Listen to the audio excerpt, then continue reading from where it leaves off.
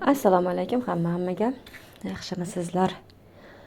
Ha, bugungi ko'rsatadigan narsam mendan juda ko'p so'rashadi. Nimaga shunaqa deb. Qish kunlarida gullarni xonaga kirgizgandan keyin namlik oshib ketib,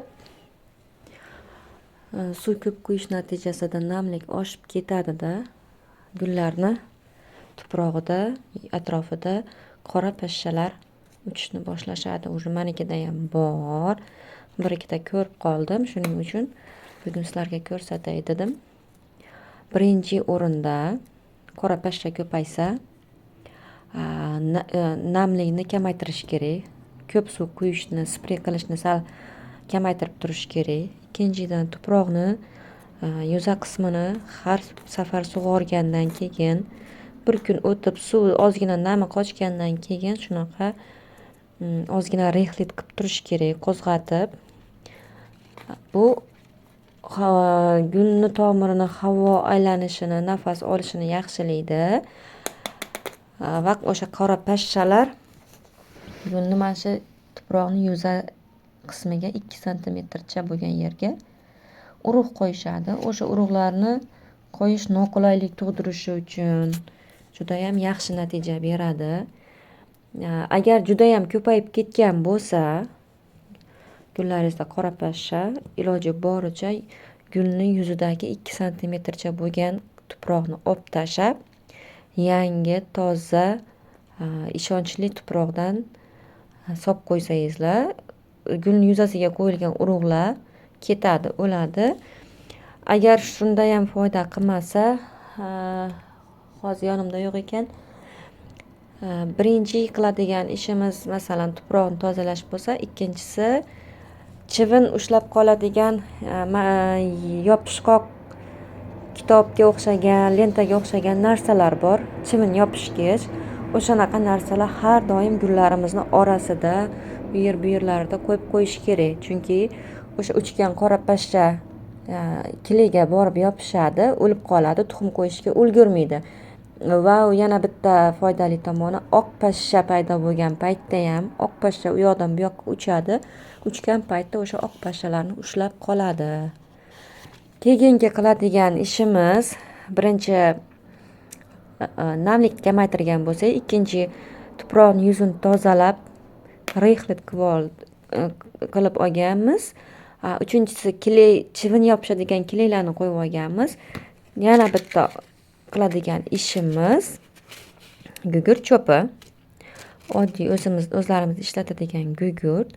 Mana shu gugurtni bosh qismi yonadigan tarafini tuproqqa qaratib, mana shunday qilib qo'yamiz. Bitta tuvakka 3 ta 4 ta yetadi. Bu nima uchun kerak desangizlar, gugurtni boshida mana shu narsani hamma bilsa kerak, oltin gugurt deb ataymiz. Shunaqa modda bor. Bu ximicheskiy sostavlari, endi men juda ham ximik emasman. Mana shu gugurtni boshidagi narsa erib, tuproqda namlik bor payti tuproqqa o'zini ximicheskiy nimasini tarqatadi. Mana shu narsa tuproqqa yoyilgandan keyin uni gulga zarari yo'q, foydasi bo'lsa bor, lekin zarari yo'q. O'sha qora pashshani tuxumlarini qo'yishga noqulaylik tug'diradi. Agar qo'yilgan bo'lsa, o'sha urug'larni o'ldiradi. Lekin baribir namlikni kamaytirib turasizlar. Yana bitta narsa, qishni kuni uyga kirgandan keyin sizlardan iltimos, ko'pchilik uy sharoitida oziqlantiramiz deb, ko'pchilik YouTube'dagi video blogerlardan ko'rib, har xil kompotlar, banana po'chog'i, shunga o'xshagan narsalar, choy ichgandan keyin tagida qolgan zavarkasi bor-u, o'sha narsalarni gulga tashab yurishadi. O'sha juda ham noto'g'ri narsa. O'sha narsadan birinchidan pashsha kelib chiqadi. Ayniqsa banan po'stlog'i bilan meva qoldiqlaridan qilingan kompotdan. Judayam sevimli ovqati qora pashsha bilan qurtlarni gullarga chirik tushiradigan qurtlarni. O'shaning uchun iloji boricha shunaqa narsalarni qilmanglar. Ko'pchilik aytadi, voy man qilaman, manda hech nima bo'lmaydi, manda zo'r o'sadi. U hammani uyi bir xil temperaturada, bir xil haroratda emas.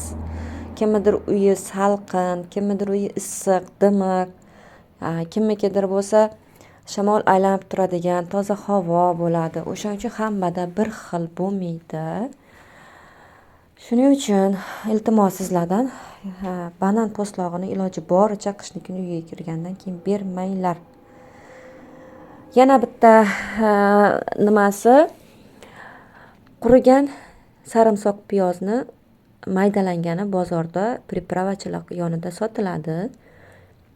Qurigan sarimsoq piyoz maydalangani.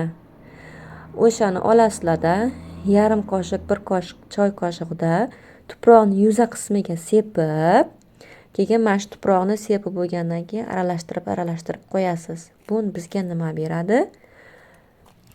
Birinchidan gul uchun aminokislotali ozuqa, juda ham foydali ozuqa bo'ladi. Ikkinchidan o'sha qora pashshani tuxumlarini, urug'larini o'ldiradi va qora pashshani ham olib kelmaydi. Tuproqqa qo'yishga hididanmi, balki o'sha o'zini tarkibidagi moddalardanmi tuproqqa tuxum qo'yishiga bermaydi. Shunaqa gaplar. Kompot, banan po'stlog'i degan narsalar yaxshi ishlaydi, ishlamaydi emas. Iloji boricha yozgi kuni havo aylanib turadigan tashqarida qilsangizlar juda ham yaxshi bo'ladi. Chunki tashqarida baribir havo boshqacha, gullar provetrovit qiladi. Mana tuproqlarning yuza qismi quruq, ko'ryapsizlar? Doim nam tursa, bu yerga aniq qora pashsha keladi. Bular meni hammasi ko'paytirib qo'ygan detkalarim, singonimlarni juda yaxshi ko'raman. Iltimos devorga qaramanglar. Kichkinamni amallari. Hammangizga katta rahmat.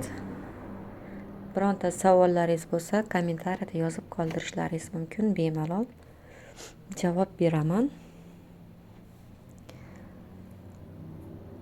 Maslahatim kimgadir yordam bergan bo'lsa, bundan albatta xursand bo'laman.